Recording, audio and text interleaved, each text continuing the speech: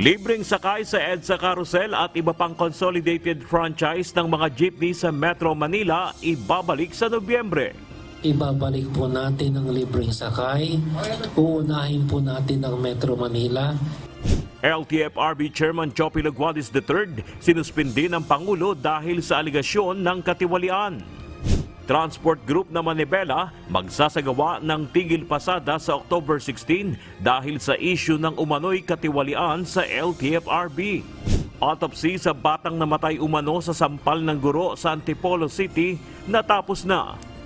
Ang sa histopath naman, we have to get sample tissues from the body nung namatay po or no victim, tapos ipoproseso po siya, makakapagtukoy kung ano yung kinamatay ng tao. Israel nagdeklara ng total blockade sa Gaza. Supply ng pagkain at tubig hindi makakapasok.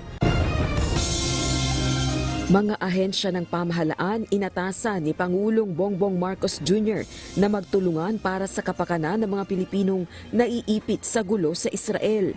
It is a whole-of-government approach, and it does not involve only the DFA and the DMW, including DMW OWA, but we are meeting with other government agencies such as the DND, DSWD, DOLE, TESDA, and other offices as we work together to ensure the safety and protection of our kababayans in Israel and Gaza.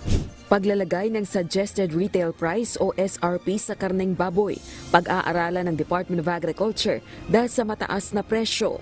Supply ng karneng baboy, posibleng kulangin sa Disyembre. Importasyon ng pork, planong payagan pa ng Department of Agriculture.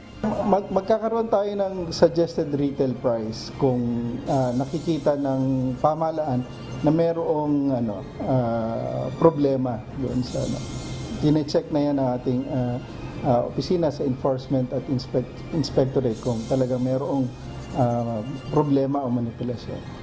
Office of the Vice President, Department of Education at 3 iba pang ahensya ng pamahalaan tinanggalan na ng confidential funds sa latest version ng General Appropriations Bill ng Kamara. Senado, itinanggi naman na mayroong 331 million pesos na confidential funds ngayong taon. Meanwhile, our panel, as authorized by the House plenary, reached a unanimous decision to remove or realign the controversial confidential funds.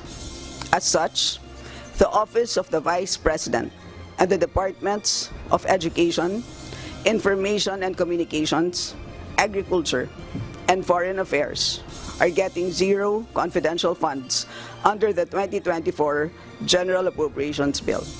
Philippine National Police, may persons of interest na sa nadiskubreng bulto-bultong droga na nasabat sa Manila International Container Port.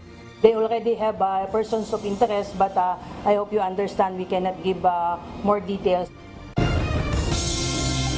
Presyo at supply ng kuryente sa bansa, posible umanong maapektuhan ng gulo sa pagitan ng Israel at Hamas militants. Singil sa kuryente ng Meralco ngayong Oktubre, tataas ng 42 centavos per kilowatt hour. Whistleblower na dating LTFRB employee binawi ang akusasyon ng katiwalian sa ahensya. Mga alegasyon ng katiwalian, itinanggi ni DOTR Secretary Jaime Bautista. Pagsasampa ng reklamo sa mga nagtatangkang sirain ang kanyang pangalan, pinag-aaralan na ng kalihim. Yung mga ganyang akusasyon ay hindi ko papalagpasin at kami po ay pag-aaralan namin lahat ng mga nagsasabi ng walang katotohanan ay pwede po namin mag-file ng mga charges sa kanila. 7 pulis sa Cavite tuluyan ng tinanggal sa serbisyo dahil sa panluloob at pagnanakaw sa bahay ng isang dating propesora. Chief of Police at team leader ng grupo haharap sa pre-charge investigation. 6 counts of grave misconduct, 2 counts of less grave misconduct, 1 count of grave irregularity in the performance of duty, grave dishonesty and conduct unbecoming of a police officer. 8 tauhan ng Philippine Coast Guard na isinasangkot sa umano'y pagbabayad sa mga bagong recruit nirelieve na sa pwesto. 8 yung na-relieve, pero of course yung mga iba pa ay nireshuffle. at yung 8 ay subject for investigation. Alert Level 3, itinaas na ng Department of Foreign Affairs sa Gaza. 22 overseas Filipino workers sa Israel humiling ng repatriation. When the DFA repatriation process commences, may team naman tayo sa PE Jordan who will stand to help, of course. We'll be part of the team. But the lead sa repatriation there would be the DFA. Transport Group isiniwalat na tumatanggap umano ng payola ang whistleblower na si Jeff Tumbado. Suspended LTFRB chairman, iginiit na dapat ibalik sa pwesto. Tumatanggap po si Jeff ng payola na Tumbago. Si Jeff Tumbago, tumatanggap po siya ng payola na ang biyahe po ng mga van ay Pasita, Cubao. Pamilya ni Francis J. Gumikib hindi pa makapagpasya kung hihiling ng re-autopsy. Gurong nanampal sa bata, hindi na masasampahan ng kasong homicide ayon sa Antipolo Police.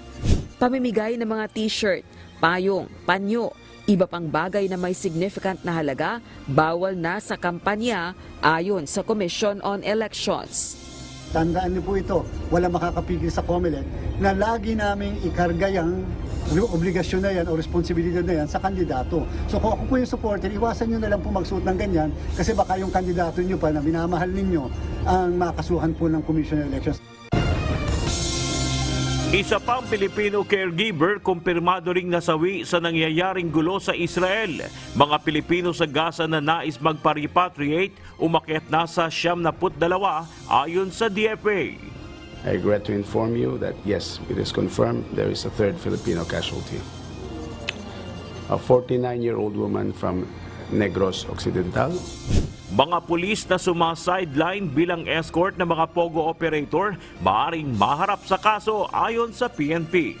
So, pwede po silang makasuhan for violation po ng Memorandum Circular 2016-002, particularly yung serving as escort to any individual without proper authority from the concerned office po.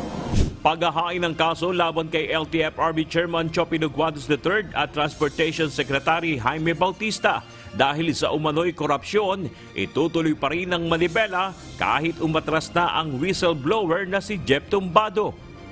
Kahit na ano pang retraction o pagbawi ang gawin niya, hindi na ito makakaapekto sa atin dahil nagpapatunay lamang ito na yung programa pang-iipit ito para po magkaroon ng korupsyon doon sa loob ng ahensya.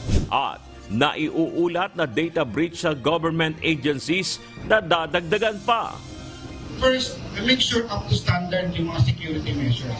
We're not saying bilhin mo yung pinakamahal, yung pinaka-latest.